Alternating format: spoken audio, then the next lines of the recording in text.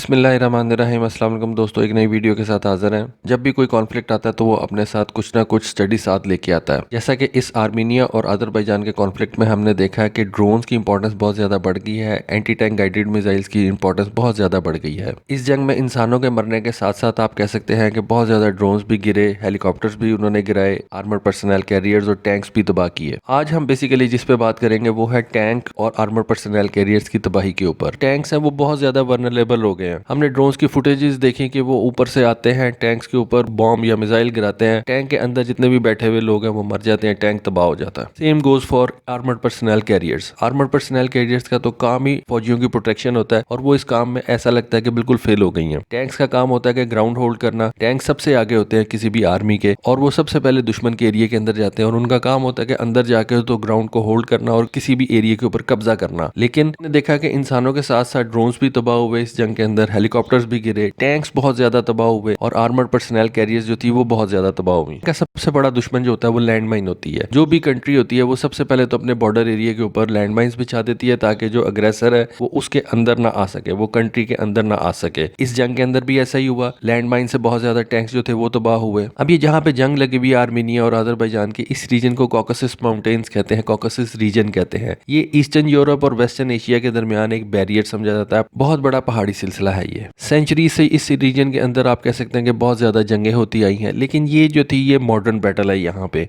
इस modern battle ने आप कह सकते हैं एक मॉडर्न टैंक को, एक मॉडर्न कॉन्सेप्ट को फेल करके रख दिया है। ऑपरेशन इराकी फ्रीडम के अंदर सबसे ज्यादा टैंक जो थे वो तबाह किए गए थे। अमेरिका ने सबसे ज्यादा इराकी टैंक्स जो थे वो ऑपरेशन इराकी फ्रीडम के अंदर तबाह किए थे। उसके बाद अब समझा जाता है कि इस जंग के अंदर सबसे ज्यादा टैंक तबाह हुए हैं। ऑपरेशन इराकी फ्रीडम के अंदर जो अमेरिका ने क्लेम किया था, उसका क्लेम ये था कि उसने तकरीबन 85 टैंक्स तबाह किए हैं और 40 के करीब आर्मर्ड पर्सनल कैरियर्स जो है, आर्मर्ड व्हीकल्स जो है वो उसने तबाह किए हैं। लेकिन इस जंग के अंदर जो हम क्लेम देखते हैं दोनों साइड्स की तरफ से वो डबल है तकरीबन। मिनिया कहता है कि उसने तकरीबन 137 अजरबैजान के टैंक्स और आर्मर्ड पर्सनल कैरियर तबाह किए हैं, जबकि अजरबैजान का क्लेम है कि उसने भी 130 आर्मीनियन टैंक्स और एपीसीज जो है उनको तबाह किया है। ऑपरेशन इराकी फ्रीडम के अंदर जो क्लेम था अमेरिका का वो तकरीबन 125 टैंक्स और एपीसीज का था, जबकि यहाँ पे ये जो दोनों मुल्कों का क्लेम है ये तकरीबन उससे डबल से भी ज्यादा है। तो ऐसा क्या हो गया कि इतने सालों के अंदर जो टैंक थे वो बिल्कुल ऑब्सोलीट हो गए, टैंक्स खत्म हो गए और ये जो आर्मर पर्सनल कैरियर्स थे इनका कोई काम नहीं अब रहा जंगों के अंदर। किसी भी आर्मी के अंदर जो आर्मर डिवीजन होता है वो सबसे आगे स्पीयर हेड होता है उस आर्मी का, और उसके जो क्रू की इज्जत होती है वो बाकी आर्मी से भी आप अगर कुछ जानते हैं तो उससे ज्यादा होती है। ये समझा जाता है कि ये सबसे आगे जाने वाले हैं और ये हरावल दस्ता जिसको आप कह सकते हैं, ये किसी भी आर्मी का हरावल दस्ता होता है। इसने आगे जाके तो अगले दुश्मन की टेरिटरी उसको कैप्चर करना होता है। इस जंग ने तो टैंक्स को बिल्कुल आप कह सकते हैं कि खत्म करके रख दिया। रोज एक नई वीडियो आ जाती है जिसमें दिखाया जाता है कि ऊपर से एक ड्रोन आया, उसने मिसाइल मारा, बॉम्ब फेंका और टैंक तबाह हो गया। ये क्या मतलब हुआ कि टैंक्स फेल हो गए, टैंक्स की जिंदगी जितनी थी वो खत्म हो गई? मैं ऐसा नहीं समझता। मेरा ख्याल है कि इस जंग में क्या हुआ है कि इन दोनों मुल्कों ने, ठीक है, टैंक्स तो बनाए, ड्रोन्स तो बनाए, लेकिन इन्होंने कोई सरफेस टू एयर मिसाइल ऐसे नहीं बनाए, टैंक्स की प्रोटेक्शन नहीं की। ऊपर से ड्रोन आता है वो टैंक तबाह कर देता है, लेकिन उस ड्रोन को तबाह करने के लिए जो सरफेस टू एयर मिसाइल्स चाहिए थे,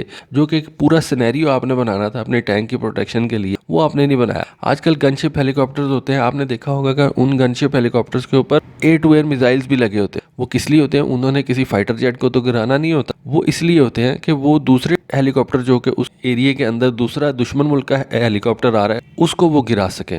तो ये जो मॉडर्न जितनी भी आर्मीज हैं वो इस कॉन्सेप्ट को समझती हैं कि अगर आपने टैंक्स आगे भेजने, अगर आपने एपीसीज आगे भेजनी है तो उनके साथ आपको एयर प्रोटेक्शन देनी पड़ेगी। वो एयर प्रोटेक्शन किस किस्म की हो सकती है? वो मैन पैड्स की सूरत में हो सकती है, वो फाइटर जेट्स की सूरत में हो सकती है, वो लॉन्ग रेंज या medium range surface to air missiles की सूरत में हो सकती है। लेकिन ये जो दोनों ममालिक हैं अजरबैजान और आर्मीनिया, इनकी स्ट्रेटजी जो थी वो बिल्कुल खत्म होकर रह गई हैं और वो फेल हो गई हैं। टैंक्स की प्रोटेक्शन के लिए कुछ भी नहीं किया। प्रिसीजन स्ट्राइक वेपन्स जो हैं ये टैंक्स के बहुत बड़ा खतरा है, जैसे कि ATGMs हो गए, जैसे कि आपको पता है कि लेजर गाइडेड मिसाइल्स हो गए, आजकल ड्रोन्स के ऊपर लग जाते हैं और टैंक्स के लिए बहुत बड़ा खतरा समझे जाते हैं। यहाँ पे दो कॉन्सेप्ट्स हैं। कुछ लोग कहते हैं कि जी टैंक्स वाकई बिल्कुल खत्म हो गए। मसलन अमेरिका के जो मरीन कोर है उसने कहा कि जी हम अगले 10 साल में अपने टैंक्स बिल्कुल खत्म कर देंगे। इंग्लैंड ने पिछले अपने 20 सालों के अंदर अपना जो टैंक का नंबर उसको कम किया और वो उसको मॉडर्नाइज भी नहीं कर रहा। लेकिन देखा जाए तो दोनों में डिफरेंस है। लेकिन अगर आप दूसरी तरफ देखें तो चाइना जो है वो T-15 टैंक्स अपने लद्दाख लेके आया है। इंडिया ने भी कहा कि वो कोई लाइट टैंक जो है वो लद्दाख रीजन के लिए बनाएगा या परचेज करेगा। पाकिस्तान ने पिछले दिनों 2 टैंक्स इंडक्ट किए हैं, एक अल खालिद 1 टैंक और दूसरा VT4 टैंक। ये दोनों मुख्तलिफ किस्म की स्ट्रेटजीज नज़र आती हैं, लेकिन इंग्लैंड की सूरत में तो समझ आती है वो एक आइलैंड है, उनको तो इतनी ज़्यादा टैंक्स की ज़रूरत शायद ना हो। लेकिन हमारे सब कॉन्टिनेंट रीजन के अंदर अभी भी टैंक्स की ज़िंदगी जो है वो बाकी है। जैसा कि मैंने आपको बताया कि चाइना T-15 टैंक्स जो है वो आगे लेके आया लद्दाख रीजन में, इंडिया नए लाइट टैंक्स जो है वो परचेज करेगा किसी से, पाकिस्तान ने 2 नए टैंक्स जो है VT4 और अल खालिद 1 टैंक उनको इंडक्ट किया है। और आई बिलीव कि टैंक्स की ज़िंदगी जो है वो आने वाले कई सालों के अंदर रहेगी, क्योंकि जब आपने किसी की ग्राउंड पे कब्जा करना होता है तो सबसे जो बेहतरीन हथियार आपके पास होता है वो टैंक्स ही होते हैं। लेकिन इन टैंक्स को प्रोटेक्शन होती है ड्रोन से और ग्राउंड अटैक प्लेन से। इसके लिए आपको ज़रूरी इकदाम करने पड़ते हैं, जैसा कि सरफेस टू एयर मिसाइल्स आपके पास होने चाहिए, जैसा कि आपके पास फाइटर जेट्स होने चाहिए, ऐसी एयरफोर्स होनी चाहिए जो कि आपके टैंक्स को बिल्कुल एयर कवर प्रोवाइड करें। तो दोस्तों, आप क्या समझते हैं कि क्या टैंक्स की ज़िंदगी वाकई ख़त्म हो चुकी है, या ये आर्मीनिया और अज़रबैजान की जो जंग हुई है इसके अंदर इन दोनों कंट्रीज़ ने ठीक है टैंक की तरफ तो तवज्जो दी, लेकिन इन दोनों ने उनकी प्रोटेक्शन के ऊपर कोई तवज्जो नहीं दी? प्लीज़ कॉमेंट सेक्शन में बताइएगा। Thank you. अल्लाह हाफिज़।